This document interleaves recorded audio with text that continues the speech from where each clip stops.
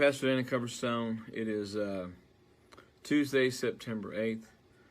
Last night on Monday the 7th of September, had a dream that has probably troubled me more than any of the dreams that I've had. I'm an American. I love this country. I've traveled to 43 countries, and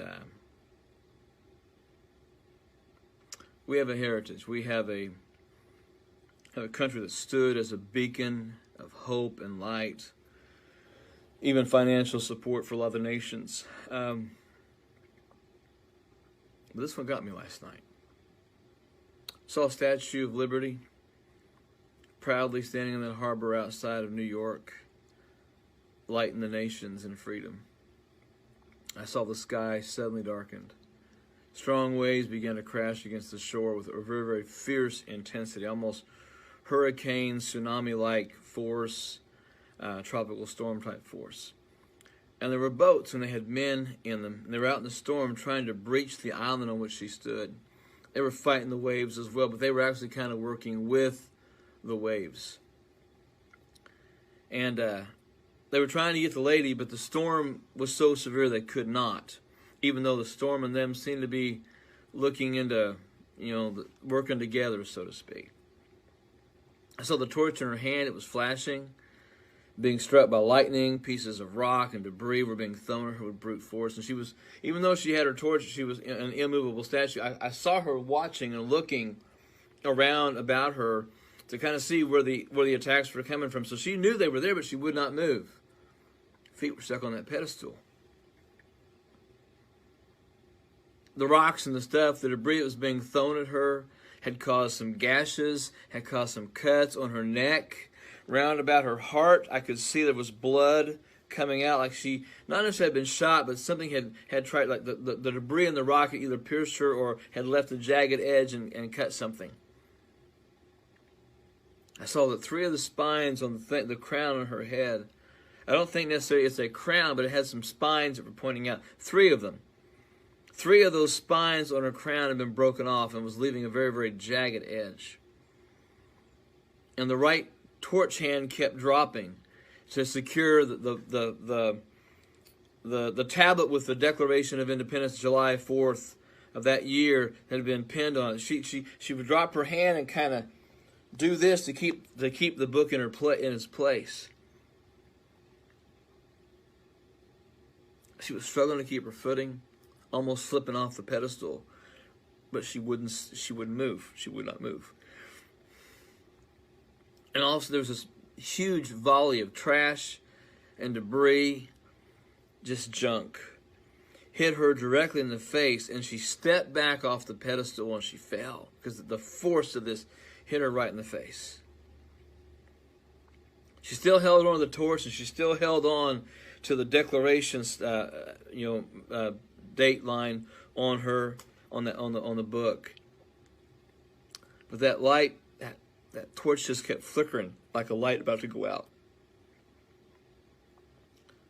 The Declaration that was in her left hand or left arm, it was cracked, and there were large chips and pieces falling off of it. I kept seeing Liberty trying to reach out with her hand while she holds it and grabbing the pieces, but they wouldn't stick. She was crying.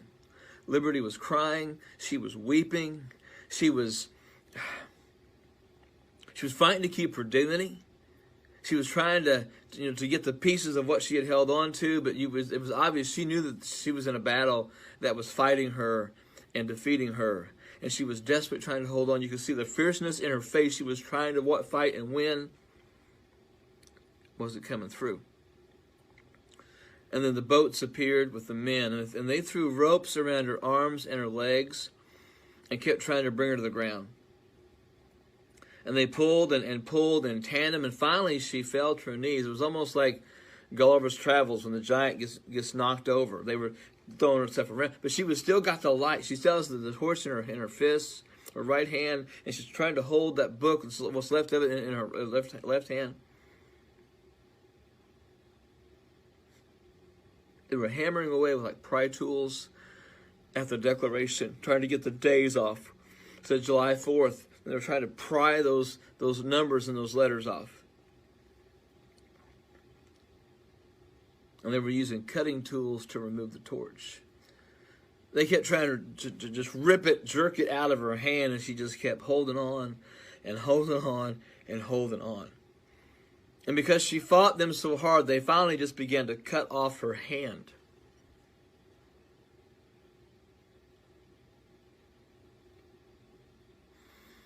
They tied her other hand behind her back.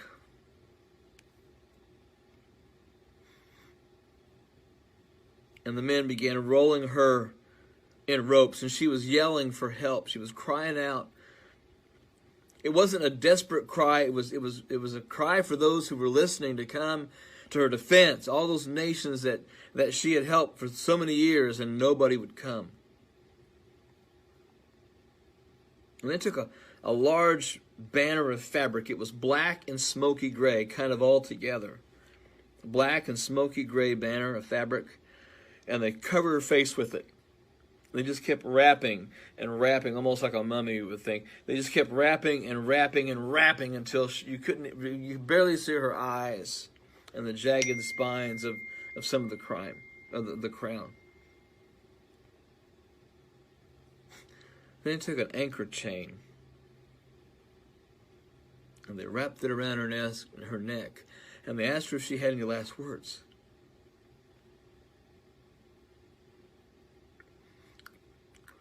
Her eyes weren't fearful, they were feisty. They were fitful. There was this angry resolve in her face that she said nothing.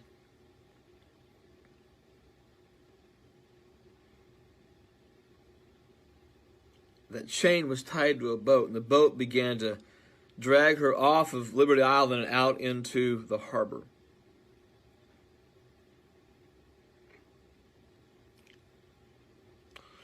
When they got her to the sea, the boat began to pull very quickly.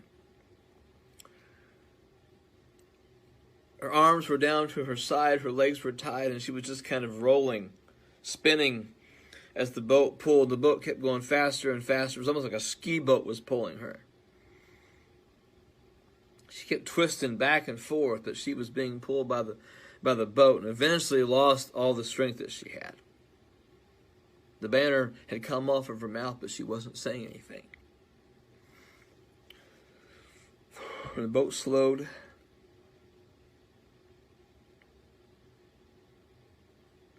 and then the boat kind of looked back to see where she was, and they reversed the boat. They reversed the boat and went backwards and ran over her. See that body bouncing and bleeding in the harbor. She took a breath and she went under.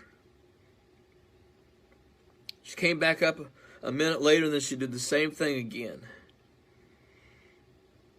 When she came up the next time, the boat accelerated forward, hit her square on the face as she went down.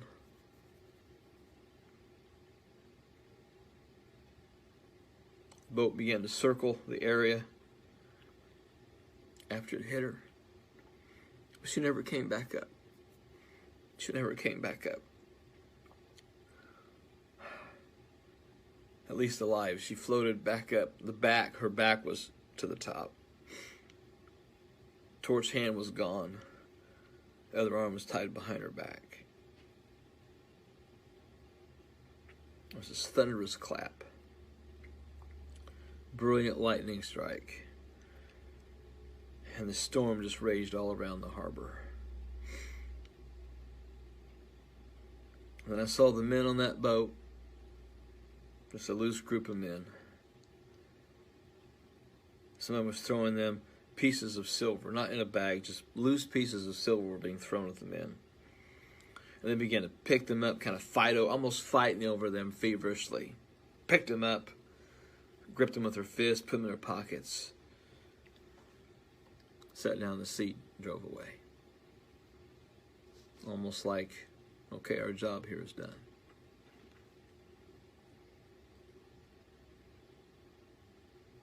This one got me. The others, the dreams always get me, but this one got me because this is America's land I love. I know what the Statue of Liberty stands for.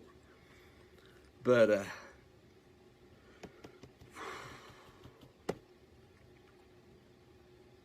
I love our country. Traveled enough to know that we got a lot of good here. I know what most Americans think about this country, but I also know that a lot of people, they hate it and don't even really know why they hate it. And I'm talking about the protests and the defund the police groups and any movement that wants to shred the Constitution. And I may get a little political here, and I don't care. What I saw has impacted me last night. I lost a lot of sleep last night. I woke up about 2:15. I've been able to get to sleep ever since. The dream going through my mind very, very much. Believers, we need to pray for our country. We know eventually it can't last forever. I know that. You know that. We all know that. My hope, my prayer was that this nation would last long after me, so that my kids and my grandkids would understand how much this country has done for people, its people, and for the nations and for those that come. But I ask you to pray for America. I ask you to pray for our elected officials. Silver, at the end of the dream, tells me something. Somebody is paying to see her go down.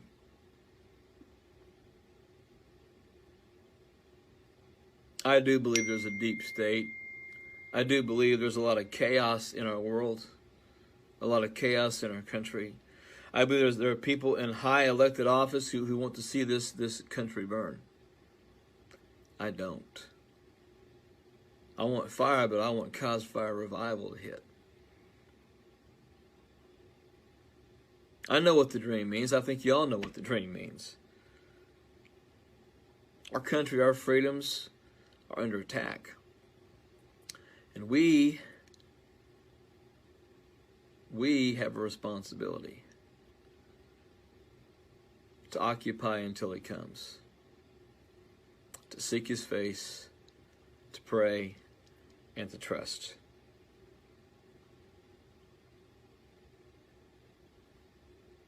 So pray for America. Not because I had a dream, but because this used to be his country. It used to be the one nation under God. And now there's a large group of people fighting the very God whose nation it used to be under, or who the God it used to be under, you know what I'm saying? This one got me. Still get me now. Pray for America. Pray for revival. If nothing else, I want to see her go down fighting. And I'll go down fighting with it and for it.